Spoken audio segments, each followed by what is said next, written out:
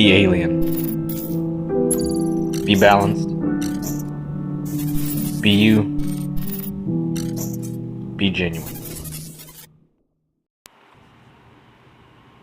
So this video is going to primarily be talking about a lot of different things with the backlash primarily of Star Wars: The Last Jedi, but it's going to hit Star Wars overall, and to give you guys a little bit of background on why I would even pick a Star Wars topic to do a video on and have commentary on. And I'm going to keep this very loose. I'm going to be laid back with this. There are no visuals. I'm just going to talk about it. It's just a commentary. So as long as I can remember, I've always loved Star Wars. It's something that is embedded in me. I've watched it a billion times with my friends, my family. I have very close family members who we just sat around in the 80s. I was born in 1979, so I wasn't born when the first one was made, but at the heart of it, I mean, I remember going to the video store, and every single week I was renting A New Hope. At the time it wasn't New Hope, it was Star Wars, but Empire Strikes Back and Return of the Jedi. I remember watching them over and over and over again. And when you can actually buy the sets, and they came out with the release of all the changes, which people hated, I actually love it. If a director wants to come out and fix something he believes, something he created,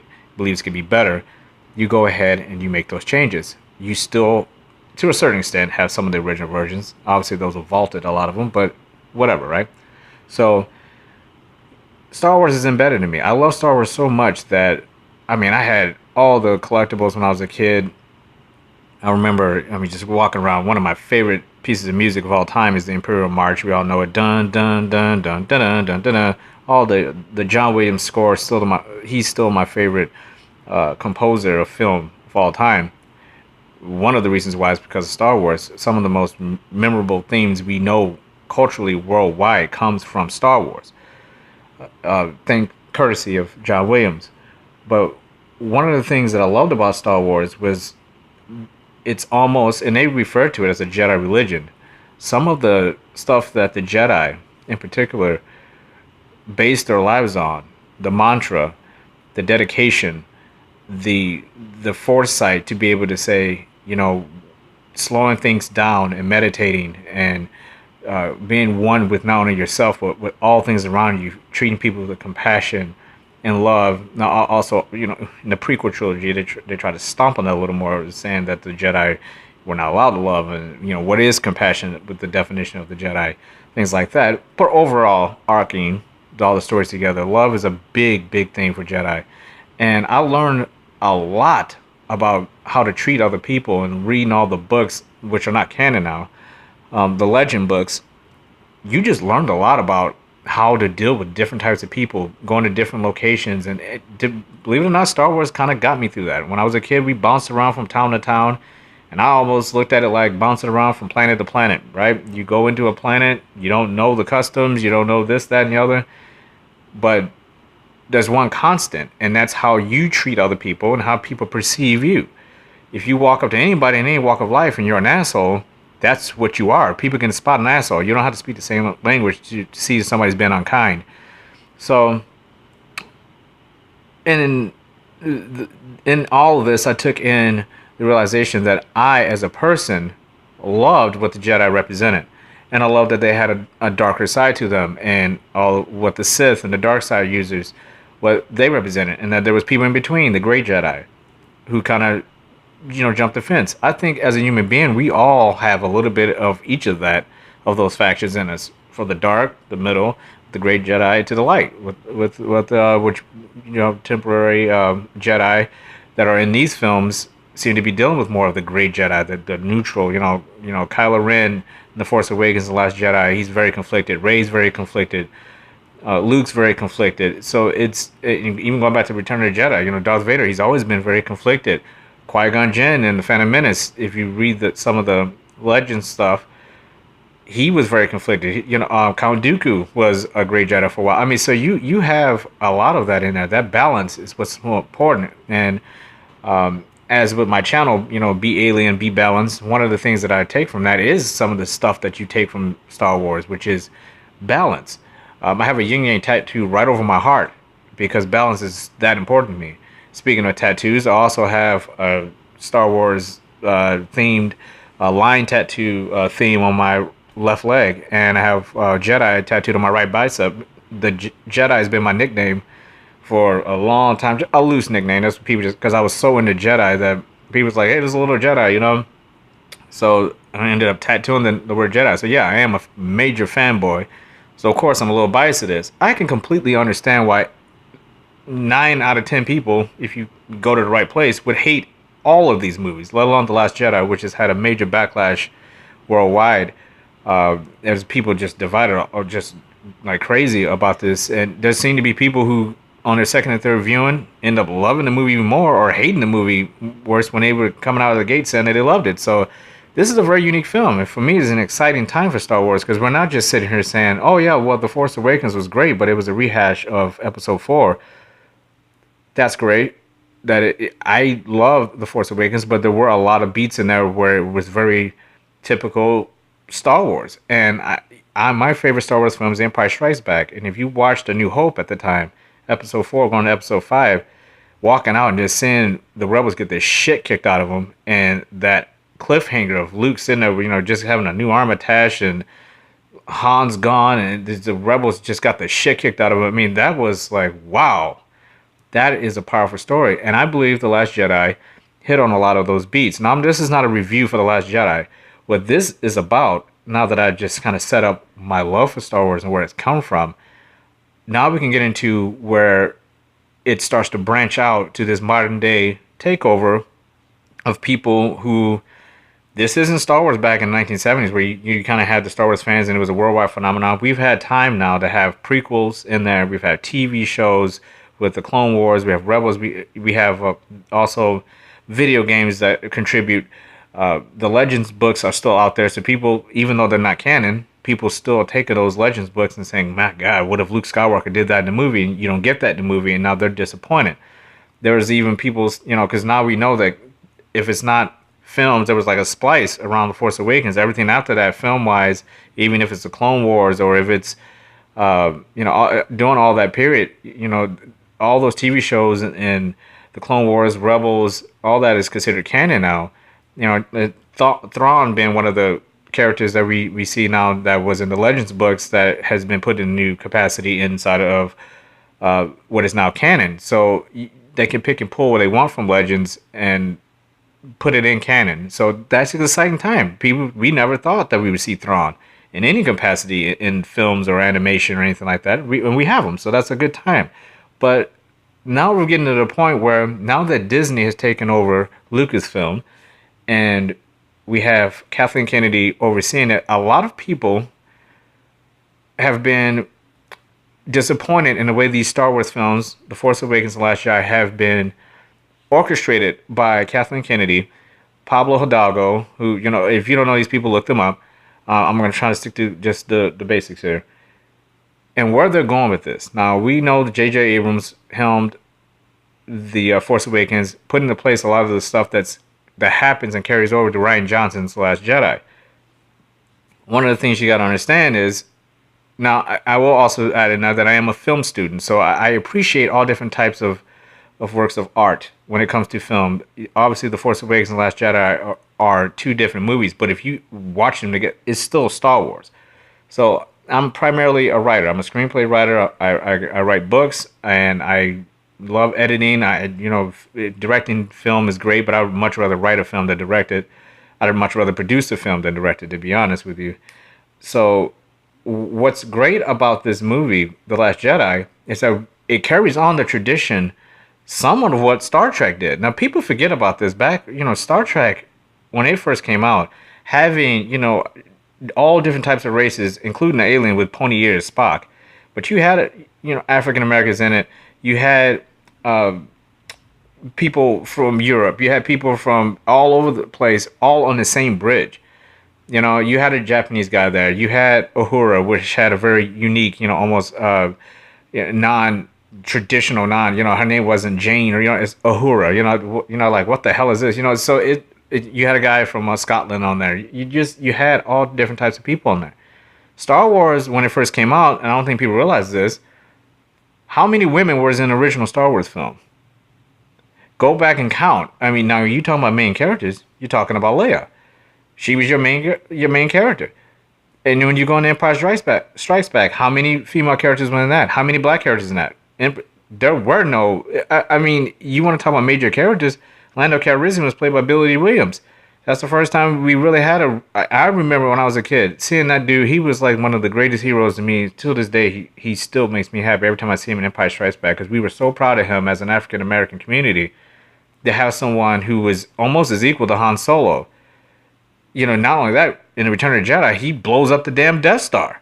So, I mean, this is a real African-American hero to us in Star Wars. And I thank George Lucas for that because they gave us something to hang on to because the Empire back then came off very Nazi-ish. And we know in the First Order, General Hux is basically, the way he comes across, he almost comes across as a Hitler-type character. Now, obviously, that's not something that they're going to come out and say. But, I mean, the First Order, what does it look like? I mean, look at the colors, look at the way they look. They look like Nazis, and they don't have aliens that work for them, if you notice that. There are no women walking around. Now, Captain Phasma is in the First Order, but if you go back to the Empire, there were no women in the Empire. There were no aliens. There were no African Americans, which leads me to one of the greatest things I've ever seen in Star Wars. When The Last Jedi, The Force Awakens started building on their campaign to start their marketing. And one of the first teaser trailers come out, the very first image we had was of a stormtrooper in the desert on Jakku, lifting his head up, and it's Finn, a black stormtrooper. And I remember the internet going crazy with a bunch of people saying, "There's no black stormtroopers. What the hell is a black guy? Why do you need a black guy in the film? This is going to be our hero. This is a new black guy. Why do you need a black guy?" And I remember saying, "Thank you so much, J.J. Abrams, for that being your first image," because he's basically gave the middle finger to all of them. It was like, fuck you. This isn't some kind of a film that is, based in, the South or something here in the United States. It's a galactic science fiction fantasy. And to say that there shouldn't be a black stormtrooper is about as dumb as saying there shouldn't be any black people working at Wendy's or something that dumb. It makes no sense. Now, if you go back to it, even the clones, the guy who Jango Fett, who plays who was the cloner, who the people that all those clones were off of that guy. Does he look white or black to you? I mean, so it doesn't make any sense. So even if you wanted to say that, if the Empire wanted to have, if that was the mandate from the Emperor to have all Caucasian men be in his, I mean, that's fine. There was no rules in place to say after that regime went down that the First Order wouldn't have African American stormtroopers. Nobody said that. There were no more clones. You had to have people out in the galaxy to you can't just only recruit if you want to be successful. And some might say that's one of the reasons why the First Order is more successful than the Empire up until this point, because they don't just have Caucasian white men at their helm and doing their bidding. They have African Americans. They have women like Phasma helping them out there. And I think that's great. So moving into The Last Jedi, they expand upon that. Now we have an Asian character who is not only Asian, she's also a woman. That leads me to the feminist side of this, where people are losing their minds thinking that, let's start from the top and work our way down, that Kathleen Kennedy is somehow shoehorning in her agenda as far as feminine rights go into The Last Jedi, pumped it through the director who wrote The Last Jedi, made him somehow say, hey, look, you got to put in the fact that we need more female characters in here. And they are not only female characters, but they're never wrong, and they are always right, and we're going to make sure that they're all powerful, and they're going to be a step above men. If you watch The Last Jedi, one of the most refreshing things about The Last Jedi is that we actually get to see something besides having white Caucasian men. Not that there's anything wrong with it, but you've had, up until this point, 7 films where you've had mostly dominated by, forget the color for a second, just men in general. You've had 7 films, 2 whole trilogies before this one, that are dominated by men. You have 1 fucking film where there are more female characters on the screen dominating some of the narrative and making big decisions. You have more than that in this one film, and people losing their minds. When you've had 7 films where there's been nothing but mainly men and predominantly white men in these films. And you go into the forums, you go into comment sections, and this is prompting me. And on the screen, I'm going to have up all the conversations I've been seeing online with a lot of these, and some of my responses to some of these people, because I have been commenting on it, and that's what prompted me to make this video. It's amazing to me when people start saying, hey, why is there a black guy in this movie? Why is there an Asian girl in this movie? What the fuck are you talking about? Because that's like saying, why is Lando Calrissian in the original Star Wars films? Why is Mace Windu in the prequel trilogy? Nobody said that. But for some reason, in this trilogy, people are upset that there's a black main character in the movie, and there's an Asian girl in the movie, and there's a young Caucasian girl who can wield a lightsaber, and she's in a position of power, and somehow that means the movie has been overseen by this agenda-based overlord in Kathleen Kennedy, who is spewing out her agenda all over the film and expecting us to pay our money for it. Let's keep in mind that this movie has not even been out for a month, and it's already made $1 billion domestically, which is damn near impossible during the Christmas season with a lot of other good films competing with it, and it still is making a buttload of money by not only the fact that despite what the critics say, a lot of people say, it is actually a good entertaining film. Is it a divisive film? Is it like, yeah, it is. I mean, it definitely, I've seen, this is crazy how many people like it and don't like it, but even the people who don't like it are still going back to see it again.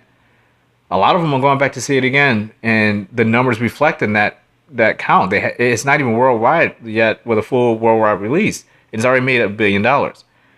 That's a success.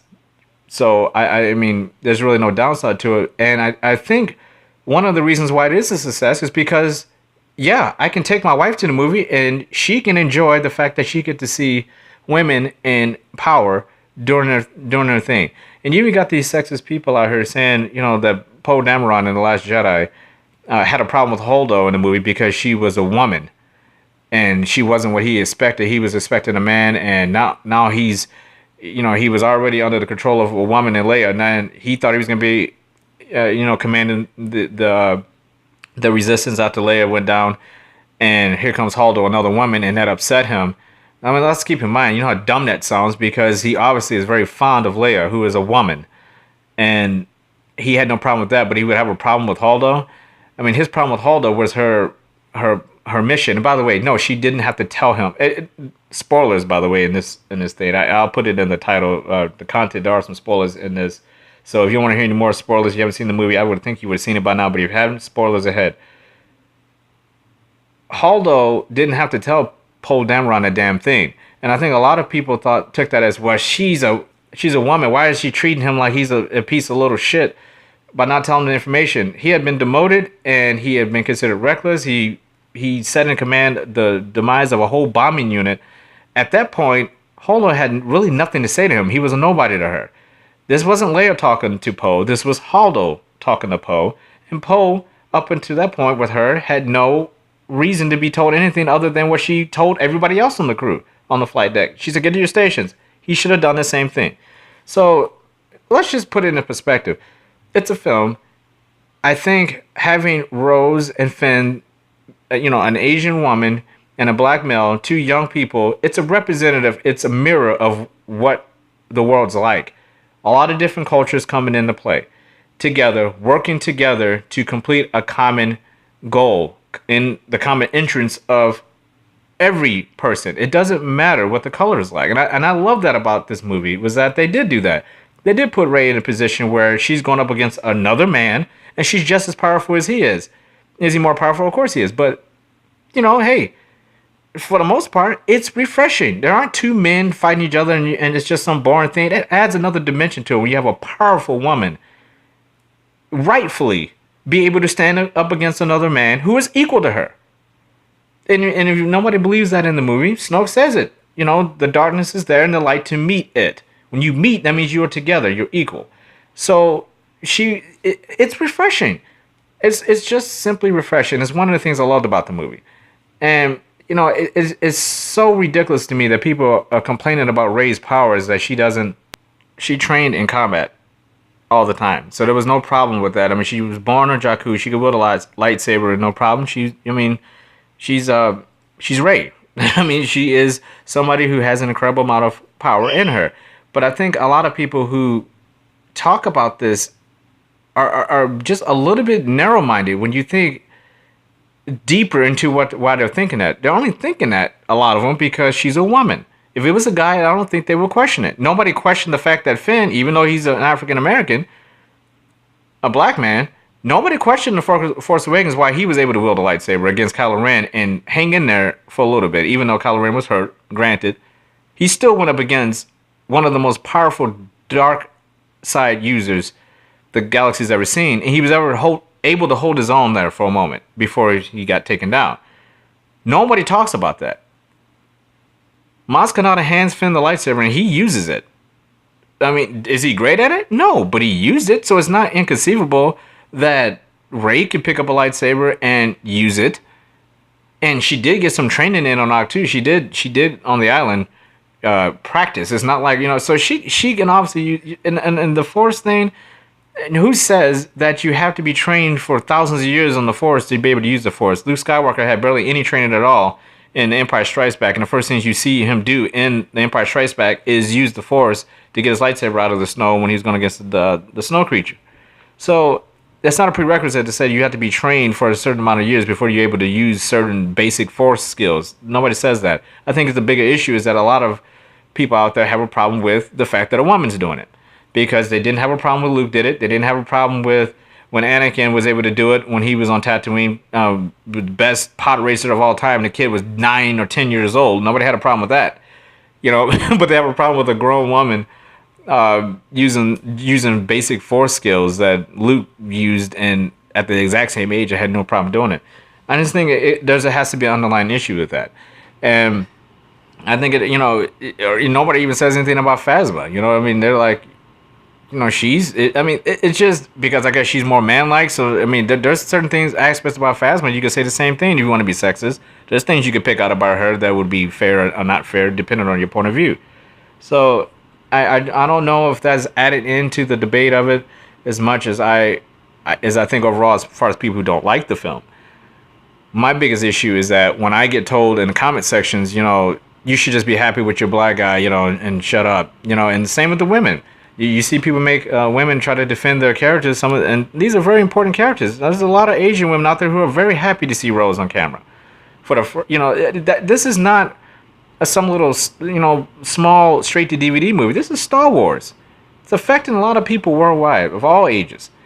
And there's a lot of Asians out there who finally get to see on a wide scale a hero on the screen. And same with a lot of African Americans. We love Finn, not just because he's African American, but he's a good character. Ultimately, it's to play into it are these good characters. I love the fact that it's shaken up, but is it really that shaken up as much as we believe? Because there are a lot of things that have already been displayed in some of the other movies. Like we've already had a black, African American character in Lando Calrissian. We've already had female characters loaded in Star Wars, but for some reason in this trilogy, this new prequel trilogy, I should say, it's becoming a bigger problem. People in this, after The Force Awakens, I thought the whole black guy thing would have went away. It's actually bigger now. I mean, people are talking about it like crazy, and then now you add in the mix, there's an Asian woman in there, and Rey's more powerful, and she's a feminist. The feminist people have an agenda. They're trying to force feed us all these powerful women characters. What's wrong with that? Even if they were, agenda aside, what is wrong with female characters in a film like this? There's nothing wrong with it, and we've already seen it. Like I said, you go and watch Star Trek. You've already seen it. There's a bunch of other genres out there where women. You look at the Marvel, all the comic book genre films out there now. Marvel's loaded with powerful female characters. Loaded with them, and they're both coming from the same place. Marvel is owned by Disney. Star Wars is owned by Disney.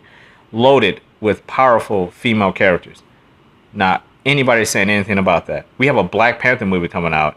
Nobody's saying anything about Black Panther coming out as being, well, look at this. I mean, now you always going to have your idiots. You always are going to have your idiots that say, why are they having all African American film? Thank you for our one black, all American, African American based black or brown based film in the superhero genre. After all your movies that you've had in the MCU, the Marvel Cinematic Universe. You've had all these movies where you have Captain America and Thor and all these white people. One film called Black Panther, and people are losing their minds over it. But again, not as much as they are about losing it about this Star Wars thing with Finn. I mean, I don't know what it is about Finn. Maybe he's just a few shades too dark for some people because, again, we've had Lando Calrissian and Samuel Jackson as Mace Windu. Very prominent roles. Obviously, Mace Windu, one of the most powerful Force users of all time. Nobody had a problem with Samuel Jackson playing in these films. They didn't say anything. So it's just funny to me. And I think a lot of it comes from the fact that the women thing, it's people are thinking that Kathleen Kennedy and Rian Johnson are pushing their agendas. I don't see it at all. I think it's refreshing. And hopefully it's something going in the future they don't backstep on, and they continue this trend of having diversity in these films, because I always thought that's what the Star Wars universe was about. Diversity, having all people from all different walks of life coming together, whether it's on the good side or the bad side, but they're coming together to so we can experience something. I mean, it's refreshing. Now I think it's what Star Wars need. This isn't 1977. This isn't the 80s. This isn't the early 2000s. We're in 2018 now, and we still have some of these same questions that really weren't even issues back in the 80s, or the early 2000s. But they're issues now in this climate. It is, and a lot of it is social media. Everybody has a voice now. There's no denying that, and it's contributing to a lot of hate, a lot of divisive commentary, a lot of different narratives coming from a lot of different people from all walks of life. The good thing about it is that it does give us a chance to talk about it. One of the things I think The Last Jedi succeeded on was the fact that it has us all talking. I'm making a video about it, which I never thought I would. But it's an interesting topic. I don't think anybody's wrong in their opinion at all. I think if you see the film and you think somebody's trying to shoehorn in political issues, that's your point of view from it. That's fine. But these same type of people are trying to tear down other people for liking the film because of those reasons. You can't tell me I shouldn't like The Last Jedi because you believe Kathleen Kennedy and Rian Johnson are shoehorning in feminist agendas. I just don't buy that shit. That doesn't ruin the movie for me. In fact, if you told me that, I would say, you know what? If they're going out of their way to do it, whatever. But it's not a bad story. I didn't see enough of it where I thought it was forced down my throat that they were trying to force feed me agendas. And I also have the option of not watching. If I don't like it, don't go see episode 9. Don't watch this movie again. Don't go back. But that's the problem. A lot of these people complain about it. They're the same ones that said they saw it 4 times. You saw it 4 times because it's a good movie. That's why you saw it 4 times. Because as good as the movies like some of the Marvel Universe films, I love Ultron, the Age of Ultron. I love Civil War. I only saw Civil War 1 time. And that's one of my favorite Marvel Universe films. But I didn't go back 4 times to see that. I've seen The Last Jedi 4 times. I'm going back because it's one of my favorite films of all time. And I have no problem saying that. But a lot of these people who say they don't like the film, they're going back and see it 3 or 4 times. I think, are we getting to the point where, because there are a lot of videos and vlogs and blogs out there about people who are saying they hate the film when they really don't. Now, I don't think that's the case. Now, we also go back to the media's, the audience critic ratings on Rotten Tomatoes, the low score on Rotten Tomatoes, but some of the real cinema scores were a lot higher for actual moviegoers instead of people hacked accounts and said there were bots involved. I don't know what I believe on all that to a certain extent. People have a right to not like this movie. There's a lot of people who do not like this movie, and that's perfectly fine. But it's just become to the point where a lot of people are loving to hate on it because it benefits them. So you do see a lot of people, and I've seen some contradictory stuff. You have people on their Twitter saying they loved the film when it came out, and then 2 weeks later they have a video up saying all the reasons I hated The Last Jedi after my 4th viewing. Get the fuck out of here.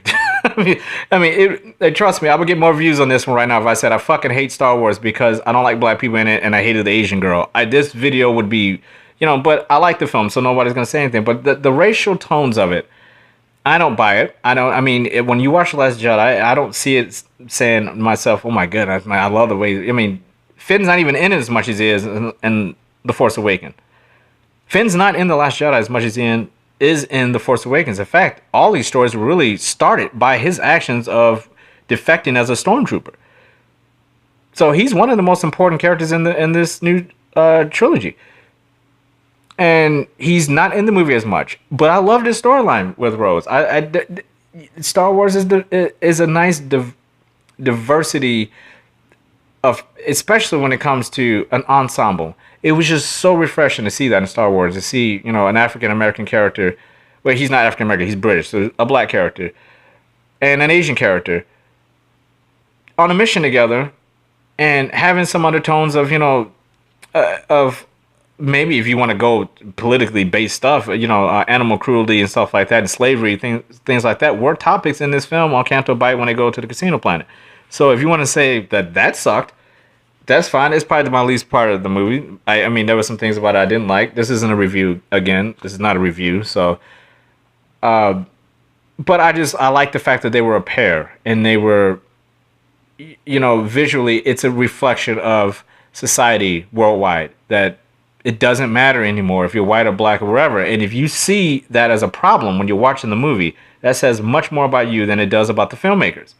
Because I didn't see that. When I watched it, I wasn't saying, wow, this is amazing to see. You know, it's only when people brought it up to me, I'm like, oh, it was cool to see, you know, a black man and an Asian woman on a mission together.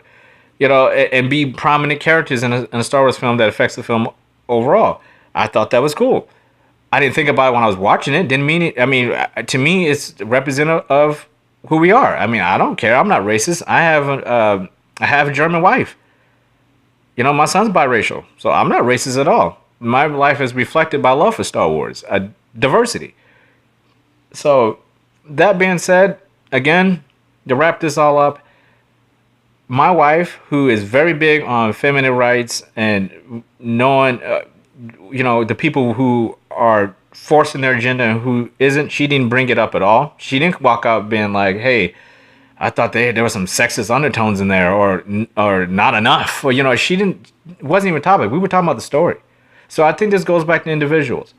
If that's something you noticed, that says more about you than the filmmakers. I mean, even if they came out and said, hey, look, we were trying to shove this down your fucking throat, it didn't come across like that to me in the movie. It wasn't blatant enough. There are movies where it is so blatant, you can be like, wow, they weren't, you know, I didn't see that in this movie. I think you have to dig a little bit too deep to get to that point. And I think you didn't see the story overall, and you definitely are ignoring the other two trilogies. Because narrative-wise, I don't think it deviated from the concept of Star Wars from the beginning. It's always been about a wide range of diverse aliens and sexes and peoples and planets and ships and factions, and it's balanced. It's always been balanced. You just haven't seen it because the first movie was made in 1977, and culturally, things were different back then. This isn't 1977. This is Star Wars in 2018. Pull your head out of your ass and accept the movie for what it is. It's a reflection of society. Things are different now. And you can't have a movie that has a model based in 1977 unless you're going to come out and say, hey, look, this is where we're basing off of. But I'm pretty sure that when they came out in The Force Awakens, that wasn't a mistake for J.J. Abrams to put out his very first shot in marketing, as far as a teaser trailer go, that have a stormtrooper take off his helmet and he's a black guy. He told you then, this is a new age Star Wars for a whole new generation of people. And kids who are now these people who are bitching about it, I haven't seen one person. There aren't a lot of young people doing this. These are people who are like my age, almost 40 or in their 40s or in their 50s, bitching about these issues. That's another thing. The majority of them are that. Because the younger generation, they're like, what the fuck are you guys talking about? They don't even care when it comes to the race thing. And, you know, and when it comes to the powerful women thing, that door swings both ways. You can see it both ways. I understand that. You know, if you think they had too much power, you know, there was just too many powerful female influences and characters in The Last Jedi. If that was a problem for you, just keep in mind, it's one film. I don't have a problem with it at all. But you've had 7 films up until this point to enjoy your non-powerful female point of view in the Star Wars universe. You've had 7 fucking films. It's time to start seeing something different. I love the film for that. I love the risk it took. It was a risk to put that many female characters up in there. I applaud them for it, and I hope they do it again in episode 9. Keep it going. I'm going to wrap this one up. Let's see you guys on the next one. Be you, be genuine. Comment what you think below, and subscribe if you haven't. Get knighted. See you guys next time. Take care.